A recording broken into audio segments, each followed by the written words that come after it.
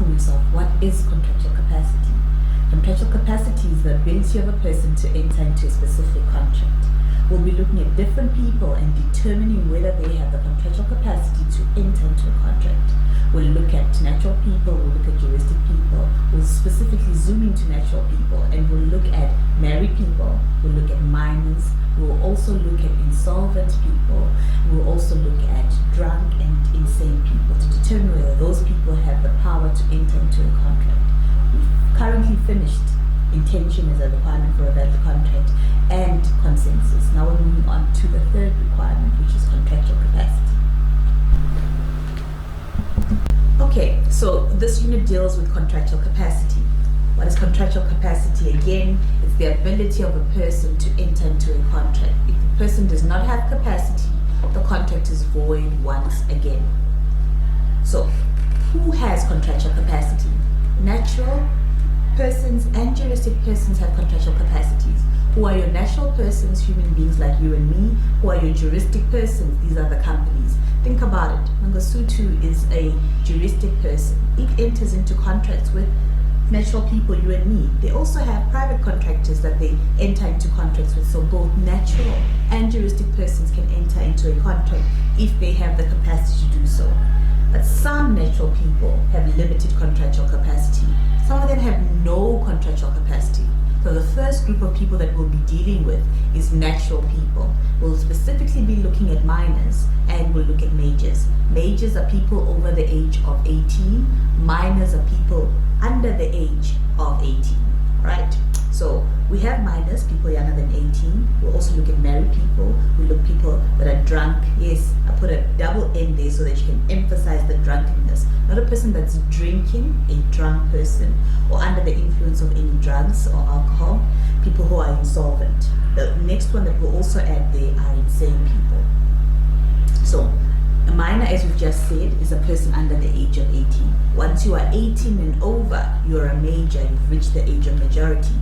A minor does not have full contractual capacity, whilst a major has full contractual capacity. When a minor gets married, he also automatically becomes a major. What do I mean by that? So let's say I am 12 years old.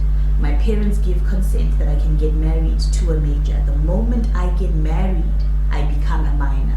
So in other words, if I'm 12, I get married and I get divorced at 16. At 16, I retain my majority because when I got married, I became a minor. You don't become a minor and go a major and go back. Once you're a major, you stay a major.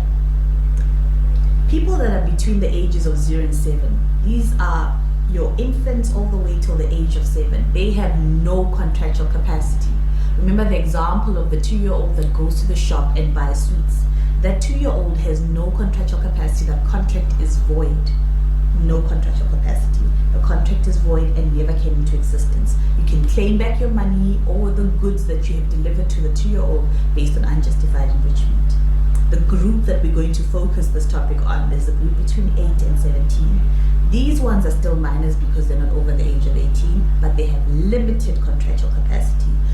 Here, the minor needs to be assisted, and they're assisted by their guardian to enter into a contract. So just like you when you're in high school, if you were given any documents from the school, your parents had to sign, your guardian had to sign, because you had limited contractual capacity. Right, so as we said, the minor needs to be assisted by the major to enter into the contract. How can a minor enter into a contract?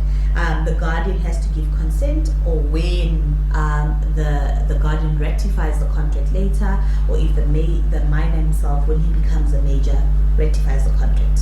The guardian's consent can be done expressly, verbally, or in writing or implied. He doesn't say anything, but his behavior shows that he consents. Let's look at the example of what I mean by implied consent. So B is 17 and he buys a car.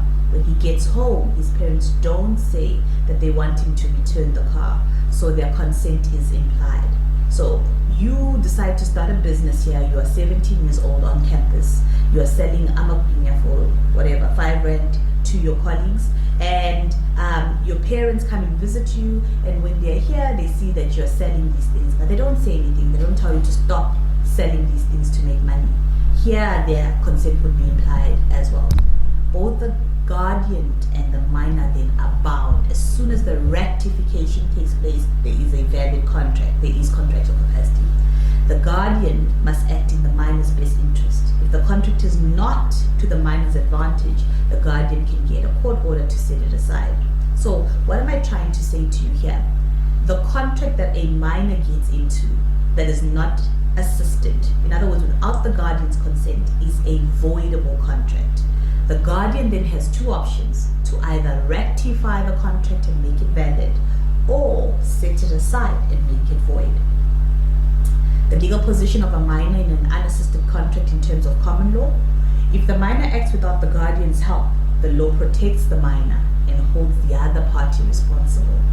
This is called a limping contract because it can only be enforced against one of the two parties.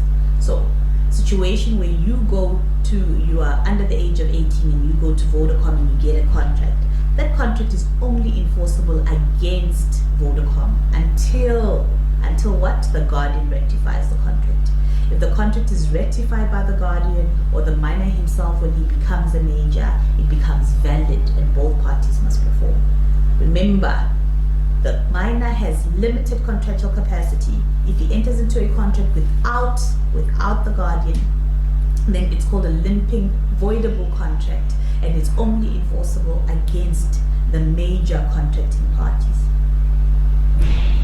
If the contract is repudiated, rejected, so remember, two options that the guardian has, two options that the minor when he becomes a major has: either to stay in the contract, rectify it, or to cancel, to set it aside, a repudiation or rejection. So if the contract is repudiated by the guardian or the minor when he becomes 18, it does not continue. It is void ab initio, like it never existed, because it's a voidable contract.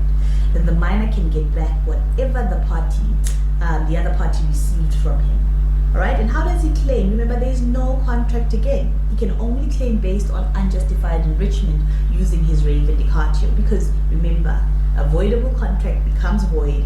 You do not have a contract. So you claim it based on unjustified enrichment, where someone is enriched unfairly at someone else's expense for no valid reason. The enriched person must give back the thing or the value thereof if the thing has already been used. With the re vindicatio, you claim for the return of the property based on the owner's real right of ownership. The legal position of the other contracting party in an unassisted contract. And who's the other? The major on the other side. If the contract remains in force, it is rectified properly, either by the guardian or the minor when he becomes a major. Both parties must perform. If the contract becomes void or repudiated by the guardian or the major or the minor who becomes a major later when he turns 18, the other party cannot demand the minor to perform because it's a void contract. But he has a remedy on the basis of three things. First, tacit emancipation is one of his defenses. The second one is unjustified enrichment, and we'll do the third one just now. What is tacit emancipation? Tacit emancipation is where the minor conducts himself as a major and his parents allow him to do so. So I need you to go to the textbook and look for examples of tacit emancipation and discuss them in modo. Right? Unjustified enrichment and the re vindicatio. The re vindicatio, in this case, he can demand the minor to return any money or property delivered to the minor in terms of the contract. Please take note, he must return what he has left. So careful here. So if he has sold the property, he must return it. If he has spent the money or damaged the object, the minor only returns what he has left of the money or return the damaged property. Listen to this example. So let's say I am a minor, I'm below 18, and I contract with your dad, and your dad sells me a bicycle. Sells me the bicycle for 500 Rand. I pay him the 500 Rand and I take the bicycle. If the contract is not ratified by my parents, in other words, I take the bike and I go home and my daddy says, take it back. On my way back, I get into an accident and the bike is completely damaged and I only have scraps. Your dad has to take back the bike as it is and return my money. Because the law favors the minor, because the major entered into a contract with the minor, and in that case, he gets the scraps and I get my full 500 Rand back. That's how it works, because it's a limping contract and it works for the benefit of the minor and not the major. Right? The third defense is when the minor pretends to be a major. If the minor fraudulently misleads, remember we just did misrepresentation in the previous unit, fraudulently misleads the other party to believe he has contractual capacity, the minor is now, it's different, liable. Not in terms of the contract, but in terms of dealing. But remember, why is it not in terms of contract? Because the contract is void. It hasn't been ratified. If the other party suffers a loss, the minor must pay for it. To determine the rights and the duties of the parties in the case of the minor's contract, we have to see whether the contract is assisted or unassisted and consider both the laws of contract and delict. So let's just recap 2 more slides up. So we're saying that if you get into a contract with the minor, the contract is voidable. It's a limping contract to the benefit of the minor. All right? The guardian has 2 options, either to ratify the contract or to cancel the contract, making it void. If it's void, you can only claim your expenses based on unjustified enrichment in the Raven Dicardio. All right? But in 3 cases, the major has a defense, where there's a case of tacit emancipation, where the minor has conducted himself as a major and his parents know about it. The second one, he can claim back, this is the major, based on unjustified enrichment in the Raven Dicardio. But remember, he can only claim back for this one what is left. If the thing is damaged or half the money has been used, too bad, he cannot claim all of it.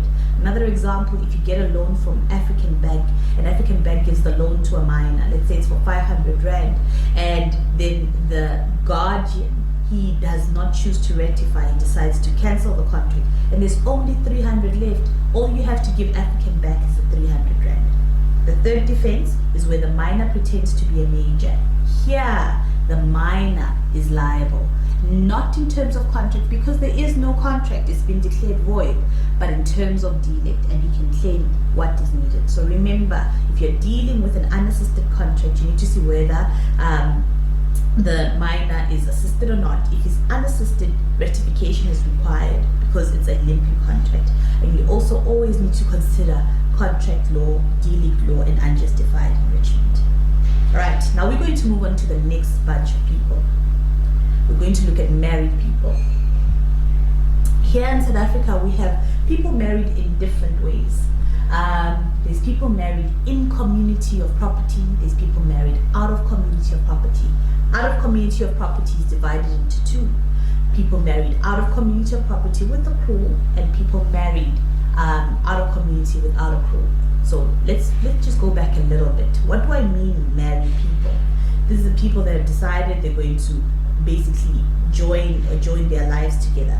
In South Africa, if you get married, automatically you're married in community of property. And what does in community of property mean? It means what's mine is yours, what's yours is mine. All our assets and our liabilities are put together in one estate.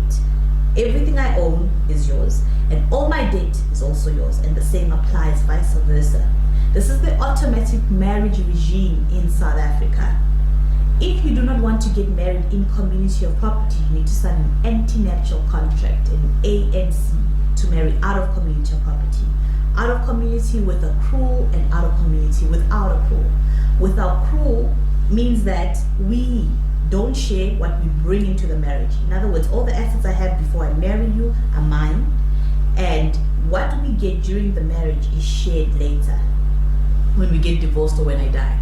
Out of community of property without accrual, things stay separate throughout. In other words, what's yours is yours, what's mine is mine. When we get married, during the marriage, and at divorce. So we'll be looking at the contractual capacity of these people, married people, right? So that's in community of property. If you look there in the picture, people are separate and they're trying to come together. So you have a male and a female, and you're trying to merge both estates into one.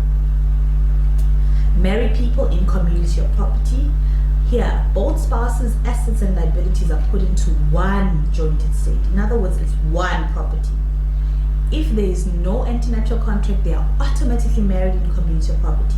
They share what they bring into the marriage and what they make rather during the marriage. They also share their liabilities. If one spouse becomes insolvent, then the other one is too, because it's one estate. So you share all the good stuff and all the bad stuff. Both spouses have full, and look at the wording here. They don't have limited, they have full contractual capacity, equal contractual capacity. But this is the exception. Sometimes the other spouse needs the other one's consent for certain transaction. All right? We'll look at the different types of consent required, and we'll also see what type of transactions they will need that consent for. This is what you need to cram. We need to cram the type of consent and the type of transaction. The type of consent and the type of transaction. So if I ask you in a test, what type of contractual capacity do spouses married in community of property have? They have full contractual capacity, except for certain transactions they need a certain type of consent. So let's look at the first one. They need written consent by both spouses, and they also need two witnesses to witness this. So if, for example, a person wants to buy any immovable property, all right, immovable property are things permanently attached to the land, all right, so it's the sale of immovable property or the purchase of immovable property, suretyship agreements and credit agreements. So if your dad wants to have a Edgar's credit card, for example, he wants to buy clothes on account, he needs your mom to sign the consent form, and two witnesses must also sign. So the type of these transactions, I'm giving you the transactions. All you have to learn is the transactions and the type of consent. It must be in writing, and two witnesses must also sign. Okay. Written consent of the other spouse is also required for the sale of valuable assets held as investments, for example, jewelry, shares, and coins. Express consent or implied consent is needed for donation. So master the type of transaction and then master the type of consent that is required. Let's recap. Okay guys, so let's recap a bit. As we've said, this unit is about contractual capacity. We've looked at two different types of people. We haven't completed the second one. But the first one we looked at was your minors. Your minors are company. Alright, so let's recap a little bit. So we've looked at two different types of people. We've looked at minors. Who are minors? Minors are the people below the age of 18. So we looked at two different groups of minors. Minors between the age of 0 to 7 and 8 to 17. The ones between 8 and 17, those are the ones with limited contractual capacity. The ones between 0 and 7 have no contractual capacity. Remember the 2-year-old that goes to the shop, that contract is void. It never came into existence, because for minors that age, they need to enter contracts, or rather their parents or their guardian enter into contracts on their behalf. They have zero contractual capacity. Then we looked at people between the ages of 8 and 17. These ones have limited contractual capacity and they need to be assisted by their guardians. Limited meaning they cannot enter into contracts by themselves. Alright? So these ones need to have their parents either with them on the day they enter into the contract, or their parents or guardians have to ratify their contracts at a later stage. We say that this contract is a limping contract and it's only for the benefit of what? Of the minor. Alright? So the contract is a voidable contract, and the guardian can choose to ratify the contract, or he can decide to basically cancel the contract altogether, and the contract becomes void because it's a voidable contract. The minor, when he becomes a major, can also ratify the contract himself if he chooses to stay in the contract. The guardian needs to enter into a contract that's in the best interest of the minor. The three consequences are, or the three remedies rather, that the major has is if the minor acts as if he's been emancipated. Emancipated meaning he has been given the power to act like a major. Or if the minor fraudulently misrepresents to the major that he is a major himself. And also based on unjustified enrichment, the major can claim what he gave the minor. But remember, since the contract is for the benefit of the minor, he can only get back what is left of the product. If nothing is left, in other words, if the bicycle is completely written off, he will literally only get back the scraps. Then we started off looking at people that are married. We said there are three groups of people that are married. People married in community of property, where there's one estate, and that's the one we discussed in detail. People that are married out of community with the pool, out of community without a pool. People married in community of property, let me emphasize this, they have full contractual capacity. They only have limited contractual capacity in certain transactions. For example, if they want to buy a house, it must be in writing and you must have two witnesses. So you need to master which transactions need the consent and what type consent is required. And that's the recap for this session. Okay guys, just to recap, we've looked at different people which have different contractual capacity. So what you need to go do is draw a table for yourself and have your minors, have a table for your married people, have a table for your drunk and insane people, and have a table for your insolvent people. Anybody else that's in the textbook, like your prodigals, etc., leave them out. They will not be covered. So when you start off with your minors, for example, you look at your minors and you need to differentiate between the ones that have zero contractual capacity. Those are the ones between 0 and 7. And then you also then need to look at the minors between 8 and 17. These ones have limited contractual capacity and they can enter into contracts but need to be assisted. Assisted by whom? By their guardians. Their guardians assist them when they are physically with them. If they're not physically with them, they need to later rectify. Or the minor himself can rectify the contract when he becomes a major. You need to realize that a contract entered into without assistance is a voidable contract. It's a limping contract to the benefit of the minor. Alright? And the law protects the minor because the major has entered into a contract with a minor. The guardian can rectify the contract if he chooses not to rescind the contract. If the contract is void, and anything that was benefited within that contract should be returned based on the reivindicacio and unjustified enrichment. Remember the three instances where the major is protected in a contract with the minor. Then we looked at married people. Find three groups of married people or three different types of marriage regimes. Marriage in community of property, marriage out of community of property without a pool, and then we have marriage out of community of property with a pool. People married in community of property, they have full contractual capacity. They only have limited for certain transactions. You check the transaction and you check the type of consent because there's different types of consent. One of them is writing and signing, one of them is express, one of them is even verbal. So please look at the different types of consent to determine what type of consent is required for a specific transaction. So in the test or exam, I'll say Tom and Jerry are married and Tom wants to sell the jewelry. You need to be able to identify the type of consent and if the spouse has full or limited contractual capacity. We then looked at people married out of community of property. Out of community of property without a crew, stay separate throughout. You never share anything before or after the marriage. You cannot claim. And we looked at the disadvantages of marriage out of community of property. Then we said the perfect example would be marriage out of community of property with the pool. In other words, you don't benefit from any assets before the marriage. You only get what you need after the marriage. You share what you get during the marriage. But remember, for you to be married out of community of property, you must have signed an antenuptial contract. If the antenuptial contract was not signed within 3 months after the marriage was concluded, then there's no ANC and you are married automatically in community of property.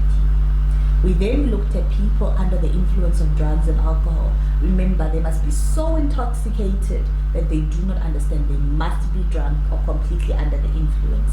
The fact that the person is drinking or has taken a drug does not mean they are under the influence. They need to be under the influence and they should not be able to determine that they entered into a contract and they shouldn't understand the terms and conditions of the contract.